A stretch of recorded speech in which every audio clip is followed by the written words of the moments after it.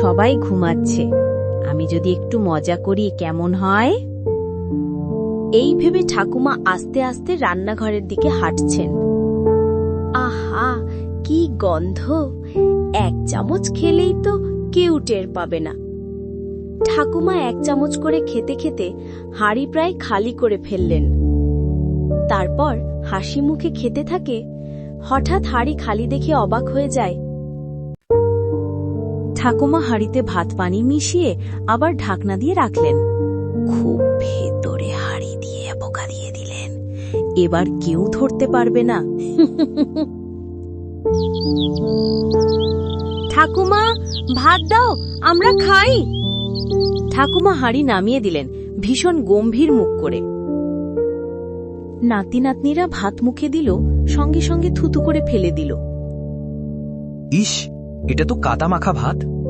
হ্যাঁ ঠাকুমা, এ কি হলো হাঁড়িতে? আমি বলছি, আমাদের বাড়ির ভূত সব খেয়ে ফেলেছে। নাতিরা ভয় পেয়ে চারিদিকে তাকাচ্ছে, কাঁপা গলায়, ভূত, আমি তো ভয় পাচ্ছি। ঠাকুমা হঠাৎ হেসে গড়াগড়ি খেতে শুরু করলেন। ভূত কোথায়, সব আমিই খেয়ে ফেলেছি।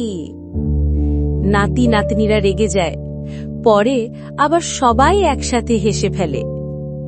ঠাকুমা, আপনি একেবারে দুষ্টুমি করেন সব সময়। আহারে, আমি তো তোমাদের ঠাকুমা, হাঁড়ি কালি করা তো আমার পাও না। সবাই হাসতে হাসতে একসাথে বসে রুটি ভাজা খাচ্ছে। এভাবেই গ্রামের সবাই বলতো, আমাদের দুষ্টুমো ঠাকুমা ছাড়া ঘরই ফাঁকা লাগে।